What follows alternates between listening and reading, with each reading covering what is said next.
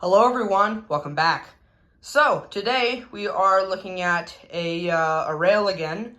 I did end up moving my rail setup back to the being on the floor.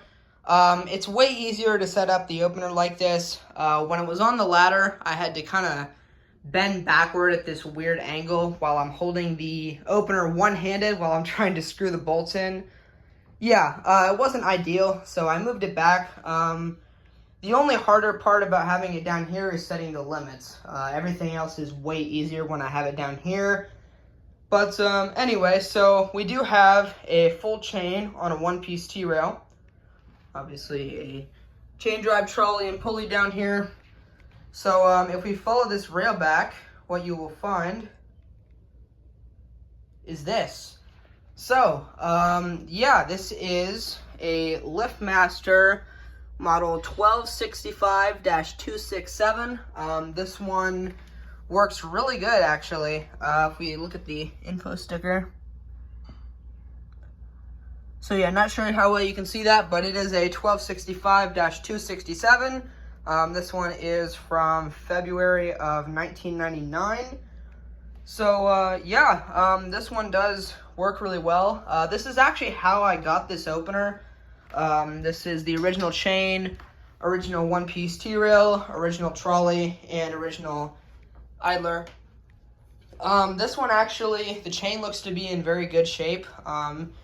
It's not too dirty, it's not too rusty, and the rail's in good shape. I'm probably going to keep this setup actually, because I kind of want my own one-piece T-rail because my other one-piece T-rail is going on the G5000 door. So, yeah, and I do have two full chains already. I have one from this 3265. That one's in decent shape, I guess. It's kind of rusted in places, but yeah. And then I have the chain from that 1245. That one is disgusting. It's covered in grease, and it's all rusty. So, yeah, I don't really want to keep that one. But this chain looks to be in the best shape of those three, so I'll probably keep this. The trolley looks to be in good shape, so I'll probably keep that too. And then the idler looks like it's in pretty good shape, although it's kind of dirty, but I'm assuming it spins freely enough. So yeah, anyway, I guess we'll go ahead and run this. The only unfortunate thing about this is that well, obviously someone replaced the gear in this at some point, and well, first of all, they they put one of the bolts on backwards, but also the gear is not positioned correctly, so the holes won't line up for a chain spreader, which yeah, I'd kind of like to put the gear the correct way before I put it on my door. I will put this on the door here at some point, but anyway, we'll go ahead and run this. I have the old style 78 hooked up along with my Chamberlain sensors, so yeah, here we go.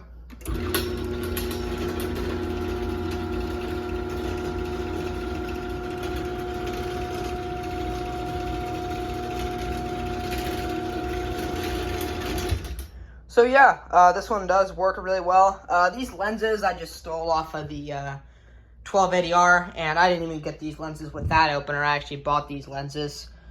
But yeah, I probably won't buy another set just because obviously I can steal stuff off of other stuff if I need it, and I don't really want to spend the money on it if I don't really need it. But anyway, we'll go ahead and run this back down here.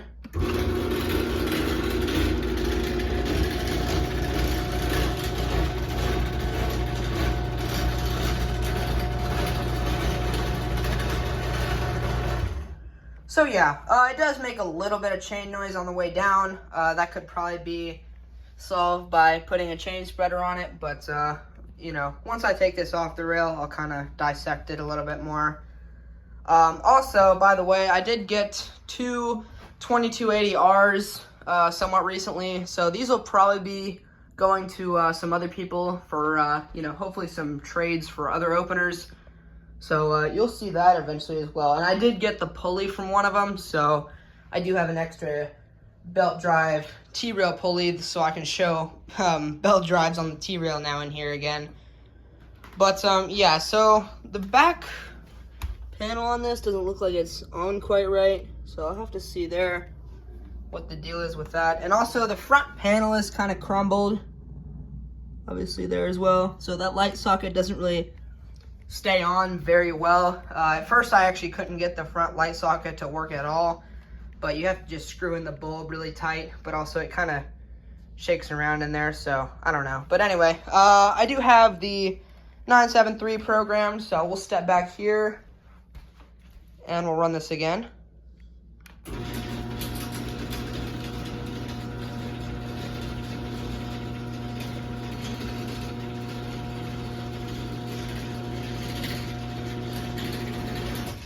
The motor is extremely quiet though. I've been looking for a 1265 for a good little while now. I do have just a short little release cord to, you know, detach this with. Not that I really need it, but man, that trolley's stiff. I don't know. Okay, anyway, I guess we'll go ahead and give this a sensor check here. Obviously, I just have these.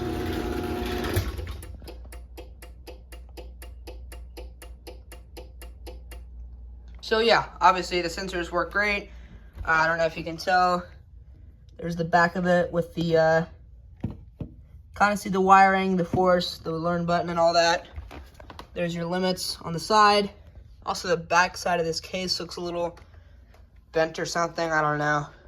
But anyway, I'll run this back down here. I guess we'll do it with the, well, let's see. Do it with the remote again.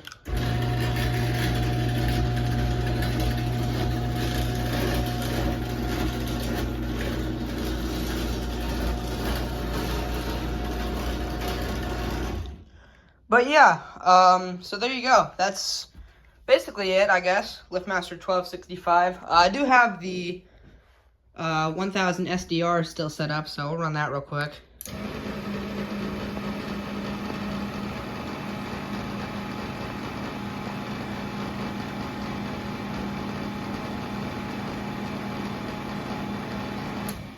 Still quiet as always. We'll go ahead and run that back down here.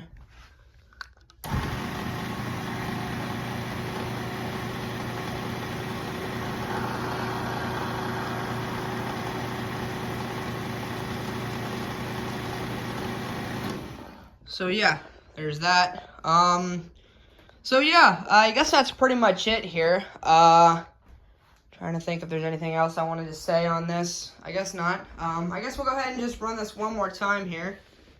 So yeah, so we'll stand back and run this one more time.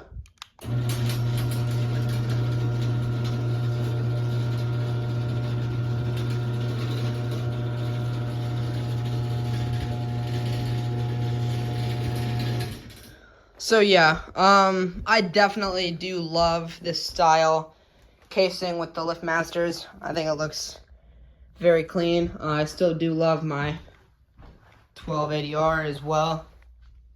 It's over here. Anyway, we'll run this back down. I guess I'll get you a close-up on the unit. So, yeah, here we go. Whoops, wrong button. There we go.